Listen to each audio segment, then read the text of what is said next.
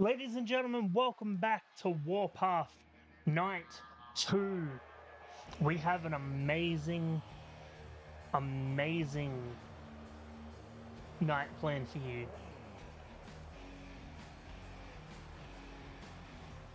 Wait, what the? Whoa, what? Taryn Sky and Cameron Newton have joined the Rebel Club?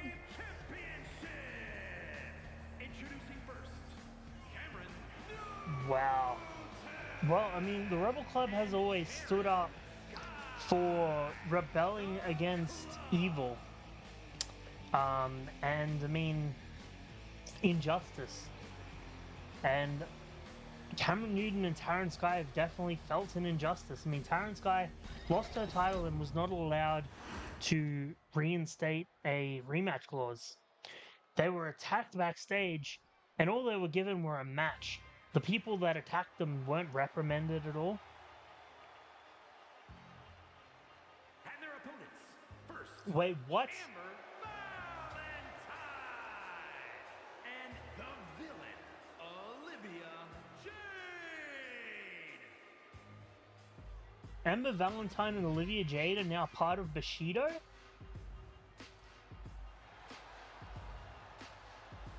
Oh my god.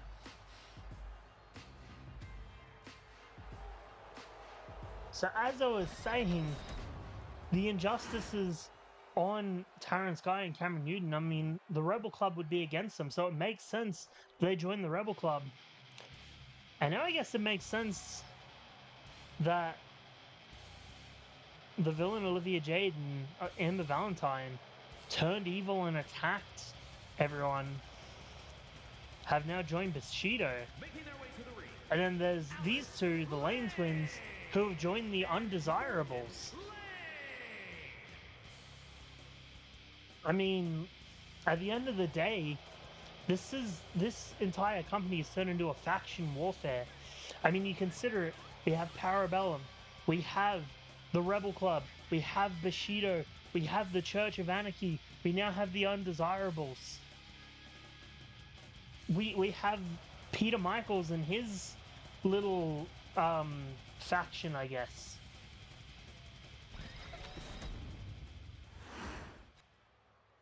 I mean, he's only got Marco Gates, but he said to me backstage that he's looking for new clients to join the Michaels family.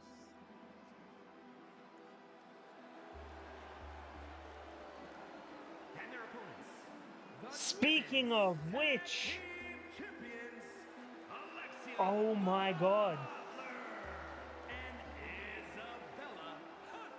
and Isabella Hunt and Alexia Butler, the WWA Women's Tag Team Champions, are officially members of the family Michaels.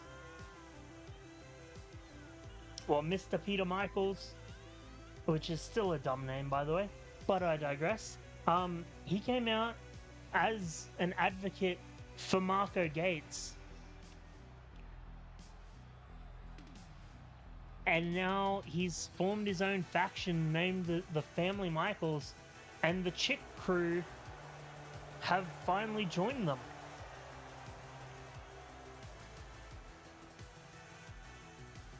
Wow. Alright, ladies and gentlemen. Well, there's the titles that they are being defended here. This is a Four Corners of Hell match. Now, we technically saw one of these last night for the men's championship, but it didn't go so well. They turned it all into just a giant backstage brawl. This one is an official Four Corners of Hell match. 4 tag teams, tornado tag rules, no disqualifications, no countouts, force count anywhere, elimination style. This is just going to be a huge brawl, and I'm not going to be able to make a lot of comments on this, purely because it's just chaos. I can't really see who's hitting who. There's just bodies in the ring everywhere. I will call... Oh! We got some pinfalls going, and some reverses. Oh my god, that poor ref. had to keep trying to count every 2 seconds.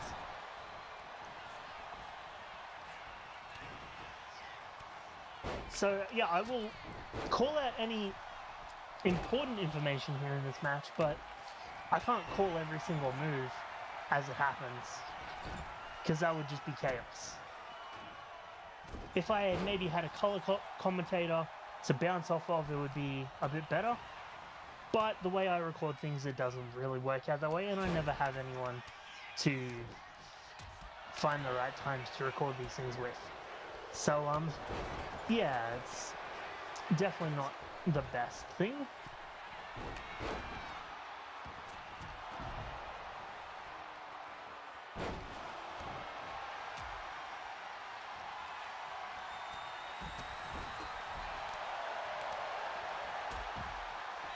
So this whole thing spanned around the women's tag team title matches. They were officially defended in a tag team match. It was... I'm trying to remember who the original match was. I feel like it was the Lane Twins versus Butler and Hunt. But for some reason I feel like that's wrong. Either way, Butler and Hunt won the tag titles. I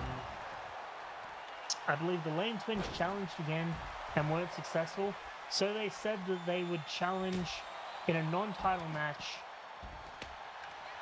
for the opportunity to earn a title match. And then in that time, Olivia Jade and Amber Valentine attacked Tana and Skye backstage, Cameron Newton coming to her aid, being her best friend and former training partner. So at the last PLE, we had a non-title match between the Chick Crew and the Lane Twins, and Amber Valentine and Olivia Jade attacked the women's tag team champions. So the Lane Twins beat them in a match, and fair enough, they earned the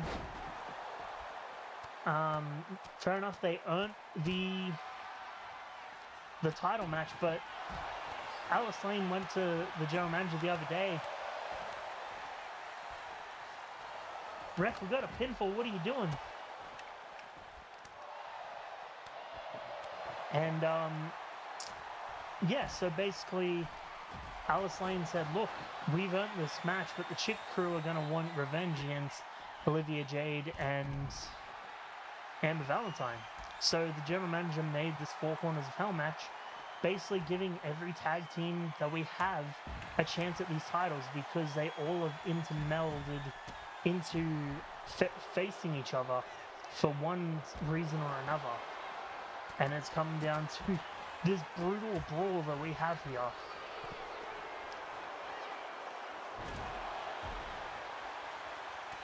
Now, don't forget, later on tonight, we have the Light Heavyweight Championship match with a special stipulation that I haven't been told what it is, but we have confirmation that that will be happening.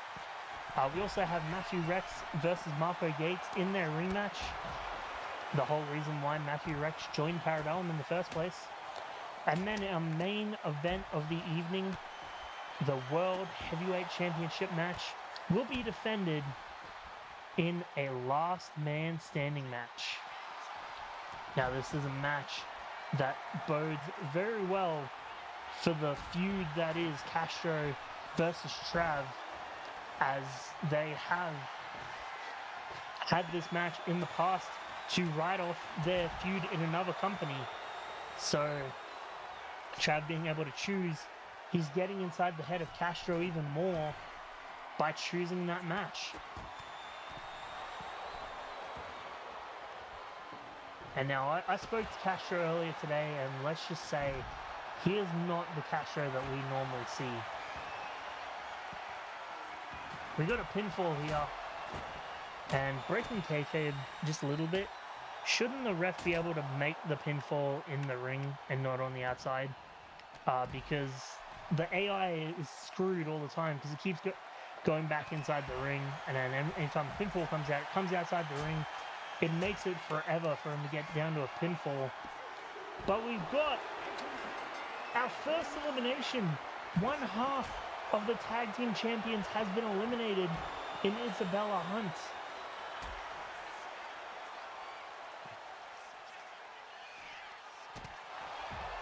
Oh, sky's the limit. We've got a pinfall over there. Goes for the cover. One. And another pin. Oh, but a kick out before the ref could count it. Now pinfall inside the ring. And see, the ref has to get inside the ring to make the pinfall. Goes for it. One. And a kick out at one. That would have been a 3 count if the ref had been just counting immediately. Just saying. Belly to belly. On the outside, goes to the cover. The ref finally getting there. 2, and a kick out at 2 because the ref was too slow. Goes to the cover now. 1, 2. Oh, kick out at 1. Now, again, breaking kayfabe. Oh, another pinfall. Only a 2 count. Yeah, I could have just made this a non-false count anywhere match, and then it would have fix the whole issue, but that doesn't fix the issue, just fixes my issue for this. Because see, now she's going to get inside the ring for that pinfall, and it's already broken up before she gets in the ring. The AI makes no sense in this game. Oh, we got a submission in the middle of the ring. Will we see a tap? And we do! Who got eliminated? I think that appears to be Cameron Newton of the Rebel Club eliminated. So we now have one half of the Family Michaels eliminated, one half of Rebel Club eliminated.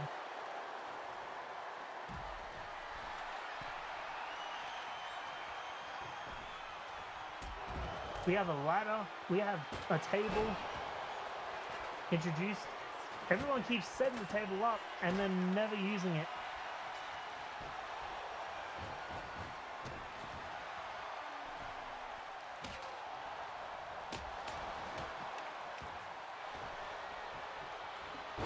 Oh, Hurricane Rana goes to the cover now. 1, 2.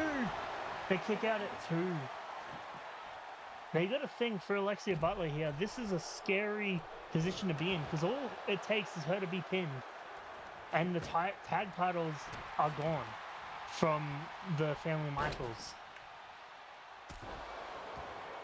And, I mean, that's basically it. Like, she's eliminated, and then we have new champions.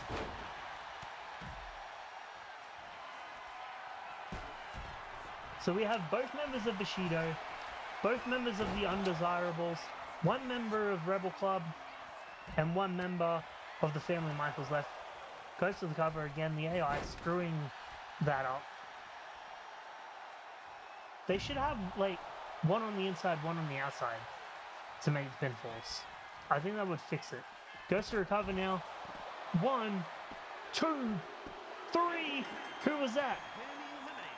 That was, it looks like Amber Valentine of Bushido has been eliminated. Are we locked in a submission now? Could we see a tap?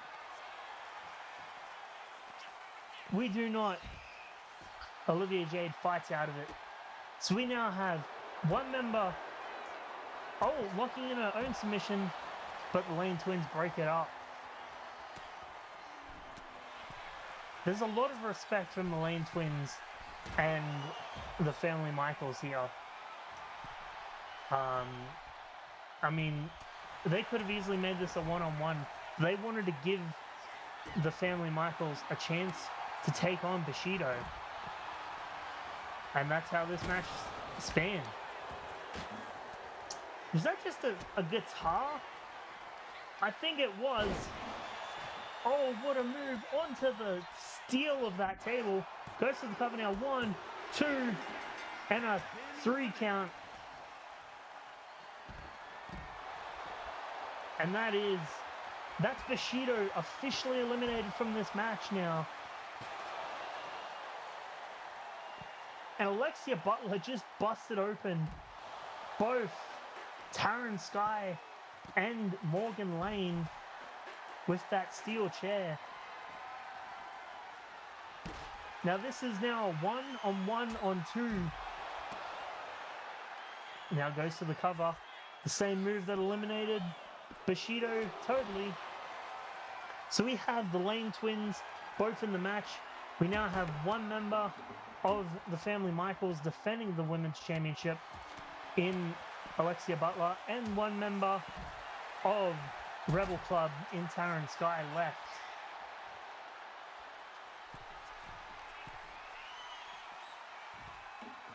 And oh, nice big slam, goes for a cover on Taryn Sky. 2, and only a 2 count there. The twist of faith from Morgan Lane goes to the cover. 1, 2, 3, we have new champions. Oh my god. It is now between both the Morgan twins and Taryn Sky of the Rebel Club. If Taryn Sky can fight both of the twins off, then it is a tag team gold for the Rebel Club. However, if the Morgan twins can beat down Taryn Sky here, then it is a guaranteed title shot for them. I've got to hand it to Taryn Sky. She is trying her damnedest to fight against a 2-on-1 situation here. But it's just not enough. She tries countering one of them and the other one just catches her off guard. Oh, sky's the limit. Sky's the limit. Goes to the cover. Could this be it? The ref is screwing Taryn Sky now. Why did she have to climb over the stairs to make the pinfall? She was already there. The ref just screwed Taryn Sky, and that could have cost her the tag titles right now. Goes to the cover now. 1, 2, 3. Ladies and gentlemen, the Lane twins are now officially your women's tag team champions. Congratulations to the Undesirables for crowning tag team gold in only like your 3rd week of being a faction. And only like the 2nd day or 3rd day of the Lane twins being part of the Undesirables. And now that the match is over, I want to break kayfabe for a little bit because this was a bit bullshit in my opinion. The AI screwed this match so much. Maybe it's my fault for making it a false count anywhere match. But like, why did the AI have to?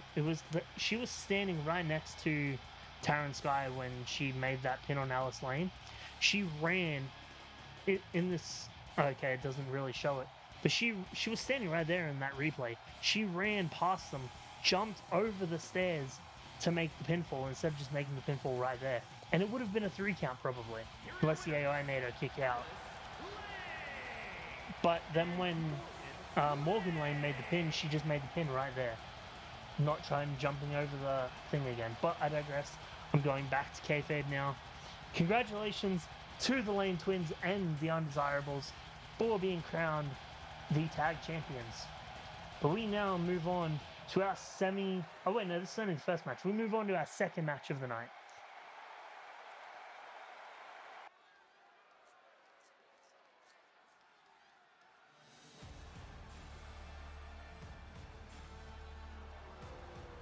And here we have it, ladies and gentlemen. Marco Gates versus Matthew Rex in the rematch. Representing the family from Cape Town, South Africa, weighing in at 228 pounds. Marco Gates representing the family Michaels. Matthew Rex representing Parabellum. Now this match whole started when Matthew Rex, Marco Gates' former tag team partner, joined Parabellum and turned on him. And then they had a match in week 1 of this month, and it led to a double or a count-out victory for Marco Gates. The same way that he beat Parabellum in the 3-on-1 match, and that did not sit well with Trav, because that means that Marco Gates has made a fool of Parabellum twice. So he threatened Matthew Rex and said, look, we brought you on to deal with Marco Gates. You said you would, and I will not tolerate failure. So fix it. And Matthew Rex said, I'll handle it. So this is him trying to handle it here tonight.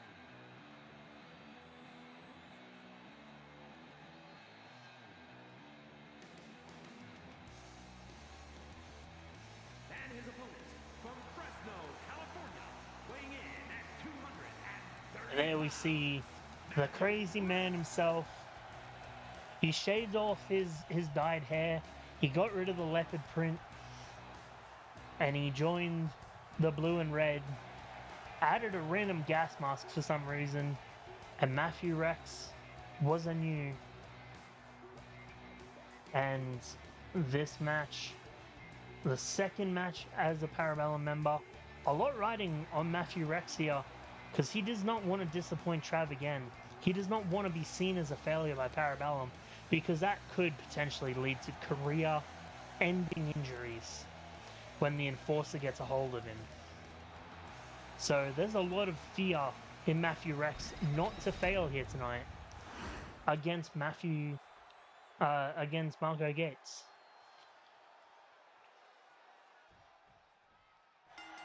And we're off. Big kick to the gut. Now the collar and elbow tie up. And the shove. No, collar and elbow tie up again. Now these two have been tag team partners for many, many years. They know each other inside and out. And I think it's going to show here in this match with how many ways they can counter each other. They know exactly what each other's thinking at every moment. As you saw there with the dodge, locking into the collar and elbow once again. And a shove from Rex. And Rex with the, Marco Gates. They both have an M at the start of their names. I keep getting them mixed. And Rex is outside the ring. Gates follows him immediately. This is a normal one-on-one match. There's no stipulations involved here. It's a simple match. So Rex does not want to get counted out here. That is something that he definitely does not want to do. Nice hip toss there from Gates.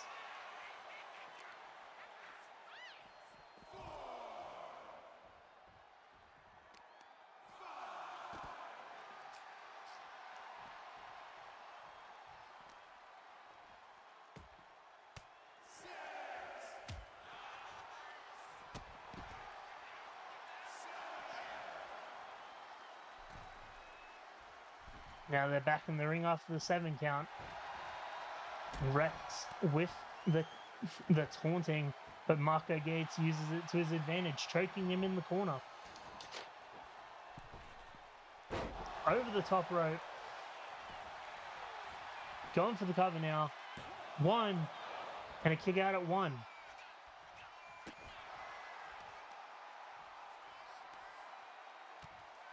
Oh, and the counter from Rex.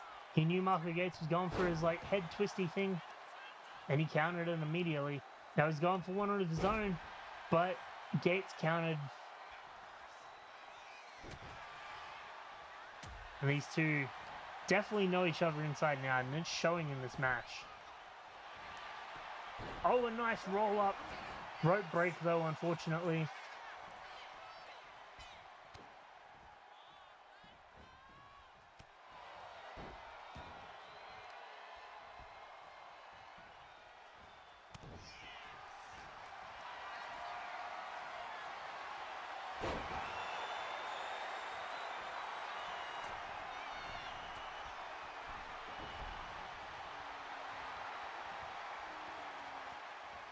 Now, calling him to get up.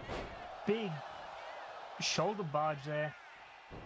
Oh, nice atomic drop. Into a scoop slam. Now Marco Gates to the top rope now. Big elbow off the top rope.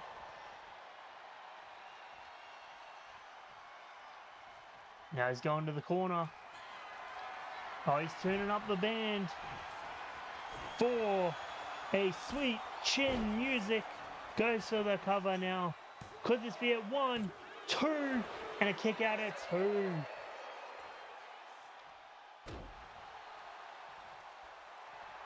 And I don't think Rex can believe it.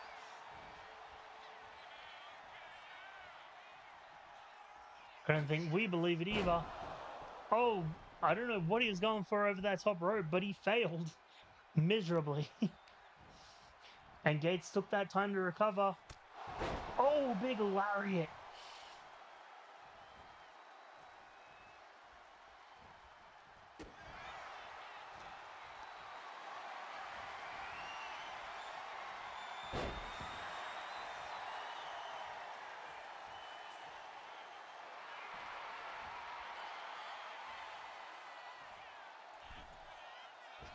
That big springboard forearm, only just got enough of it. I think that hurt Gates more than it hurt Rex. But he goes for the cover anyway. 1, 2. Kick out at 2.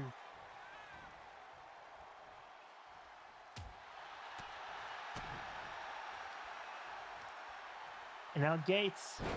Oh, big drop on the head. Oh, but Rex with the counter now. Oh, big jumping forearm with the kip up.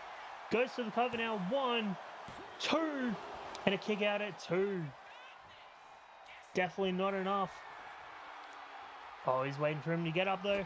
Big sweet chin music, and that busted him open. Goes to the cover now. 1, 2, 3. And Matthew Rex did not fail Trav here in this specific moment, bringing the victory to Parabellum. Parabellum are now 4 of 5 matches won here tonight. The only one they lost was Ricky Kay in that 6-woman over the top rope battle royal. And they still have 2 more to go in the semi-main event and the main event here. Now we still don't know what this special stipulation is for the Light Heavyweight Championship coming up next, but we will find that out.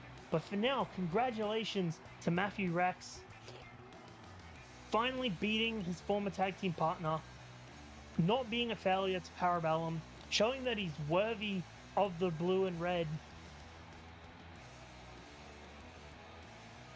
And there we have it. Matthew Rex is the victor here in this match. Now I have a feeling this won't be the last time we see these two in a ring together. But I have a feeling next time we see them, it will be explosive.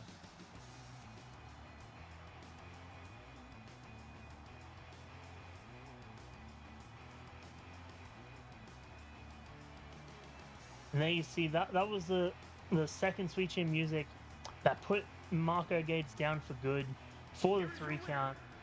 Congratulations to Matthew Rex.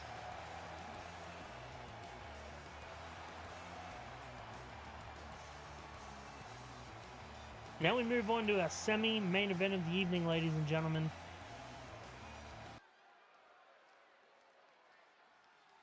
And now... well, that's Parabellum's music playing. What the hell is this? A special referee match?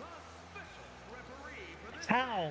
How in what world did did Davis Morris, I almost forgot the name of our general manager. How the hell did Davis Morris think signing off on a special referee match with Diego Natoli as the special ref make any sense going into this light heavyweight title match? What was he thinking? Because you know Parabellum are going to find a way to win. They're putting this match ahead so that they can cheat the system and keep the title around Jeremiah Stone's waist, because they know he struggles to beat Angelo Epps by himself. And yes, I'm getting heated because Parabellum are making a mockery of this company with the way they run things. They're putting non-wrestling wives on the shelf in hospital beds. Mizuki Lazara is still laid up in her bed in the hospital, watching this, watching Parabellum make a mockery of this company and just creating their own havoc. There's this man, the light heavyweight champion, Jeremiah Stone, and you just know that smug look on his face is purely because he knows he's cheated the system. He knows he's walking out of Warpath as the champion right now.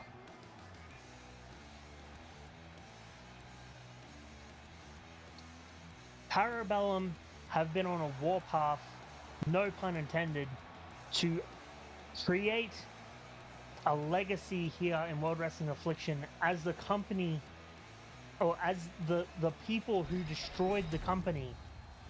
And that's exactly what they're doing. Trav came in declaring war on World Wrestling Affliction purely because he was invited here by Castro Lazaro when they were tag team partners. That is exactly why. Because it's something that Castro enjoyed, it's something that Castro holds dear, Trav wanted to come here and destroy it. He found a group of people who had the same reasonings, had the same vision, and they are executing it. They hold 5 of the 7 championships. They now have people in place ready to go for the other 2 if they choose. And they're finding ways to hold those titles, cheating their way to victory in a special referee match. In what world does this make sense? Davis Morris. In what world? See, Diego Natoli already going for a fast count. Angelo Epps only just managed to kick out of that. That could have been a 3 count. That could have been a 2-second match or a 3-second match.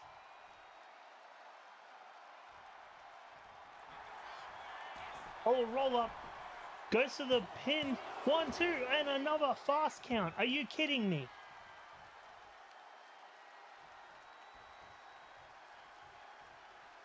You've got to be kidding me. This is exactly what they planned for.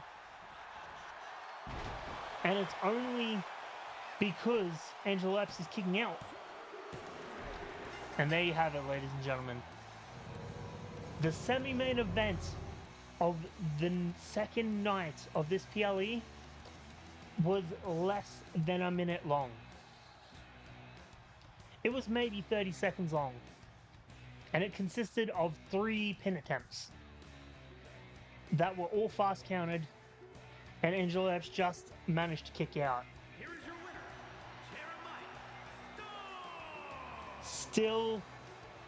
Jeremiah Stone. Still light heavyweight champion because of a bullshit reason. Parabellum need to be stopped, but I digress. We move on to our main event, ladies and gentlemen, and it's going to be a doozy. So let's get straight into it.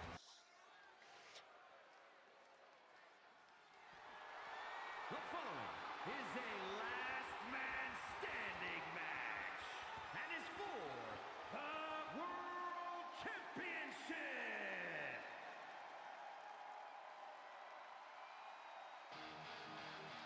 And here we go, ladies and gentlemen. The World Heavyweight Championship. Wait a second, what is that? That, ladies and gentlemen, is the darker side of Castro Lazara coming out. This is a side that Trav knows all too well.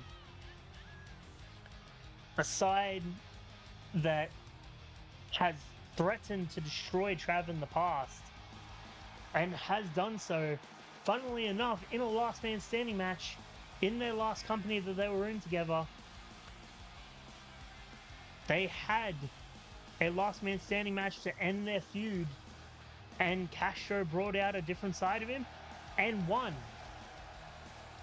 And this is the exact same Castro Lazaro that he brought out in that match. And it's because this man right here, about to come out, put his wife in the hospital. Now it came out, Trav came out earlier this month asking Castro to bend the knee, join him, start an empire together, even bring his wife. And because he said his wife's name, Castro said, "You're insane, you've lost the plot, and don't mention my wife again." What happens? Trav comes out, attacks him. Mizuki Lazara, Castro's wife, comes out to try stop this. And then Trav, a man that she once welcomed into her home, cooked him food, treated him like family, beat her down, beat her senseless, and hit a cutter head first into steel stairs, putting her in a hospital bed. And she has been in that hospital ever since. And Castro is showing a whole new side of himself here tonight in this last man standing match. This isn't about the world championship for him. There you see that face paint, the dark side of El Matador de Reyes, the Kingslayer himself.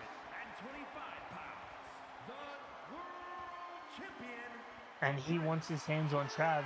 He wants to make Trav suffer. He doesn't care if he gets the championship, that'll just be a bonus. He wants Trav to suffer for what he did to Mizuki.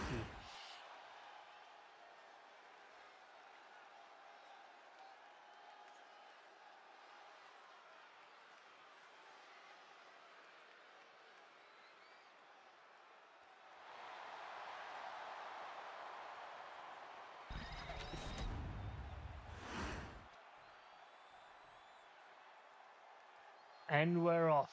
Castro versus Trav. Last man standing.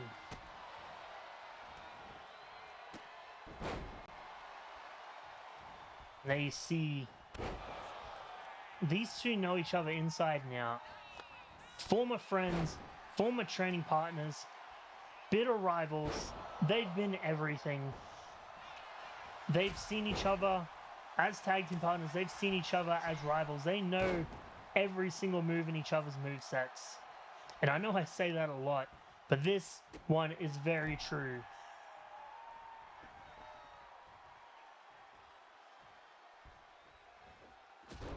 Oh, the big boot to the face.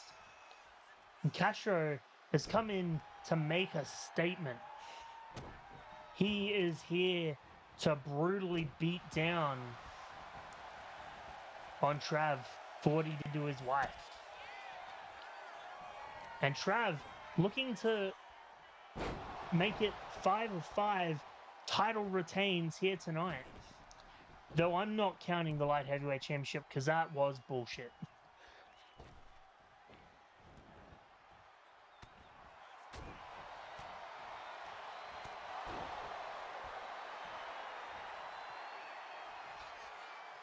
Castro getting fired up now. Oh, nice counter from Trav. Trav going for a cutter himself. Dropping the leg. Dropping an elbow now. Just beating down on Castro.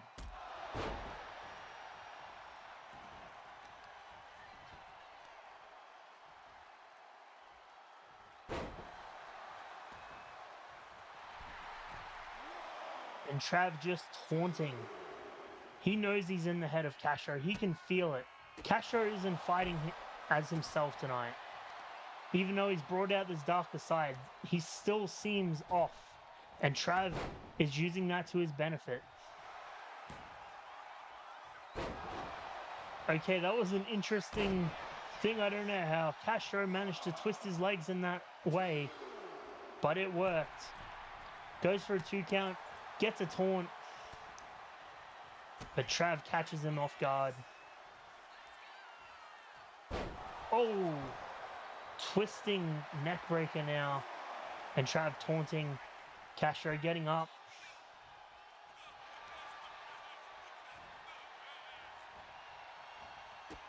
And now I think a last man standing match is perfect for what these guys need.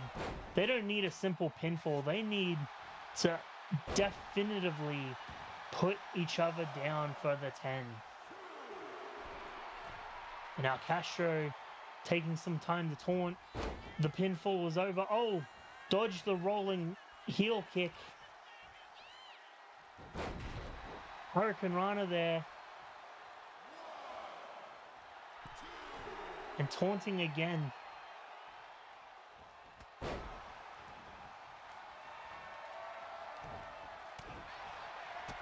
And these two just brutally beating each other up here in this match.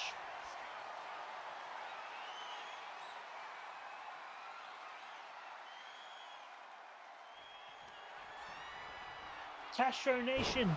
He hits the Castro Nation. And takes time to taunt to the crowd. Will the Castro Nation hold Trav down? No, it only holds him down for a 4.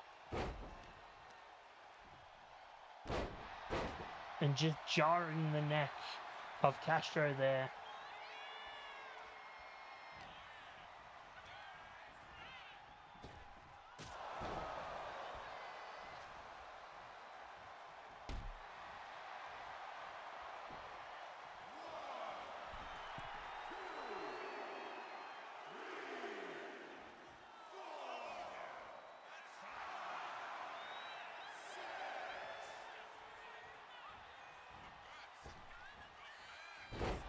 And a cutter. The cutter from Trav.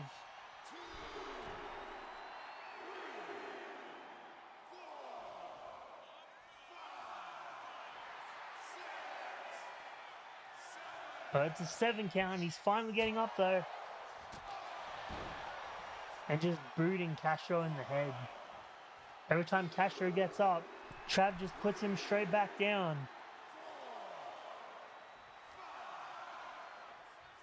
We're at a 6, 7, and he's back up again.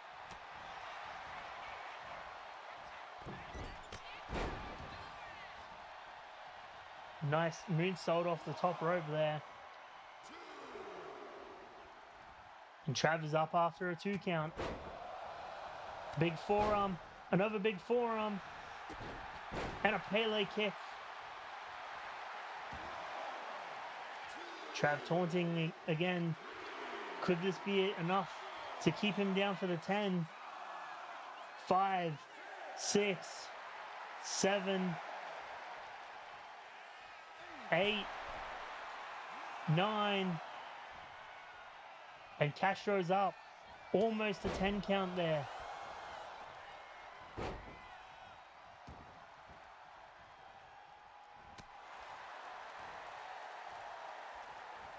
And Castro's resilient. He's staying in this fight as much as he can.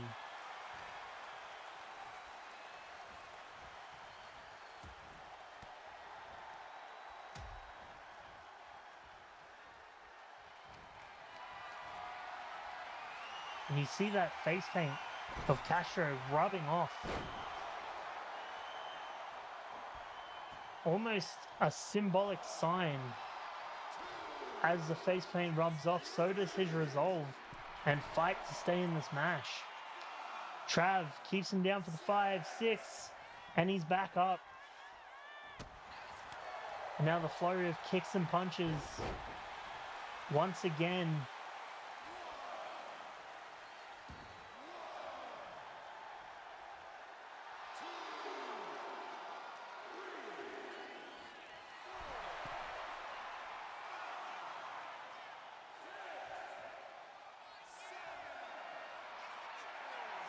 8 count, 9 count, and Castro makes it to the 9 count. Trav is done. Oh, a sit-down torture rack now. 4, 5, 6. Castro hasn't moved a muscle since that sit-down torture rack. 8, 10. And Trav keeps Castro down for the 10 count. Although Castro brought out the different side of him, Trav is in his head, and Trav knew it. He was just toying with Castro in this match. Castro wasn't himself here tonight, and Trav knew it. Trav played to it. There was no way Castro was winning this match.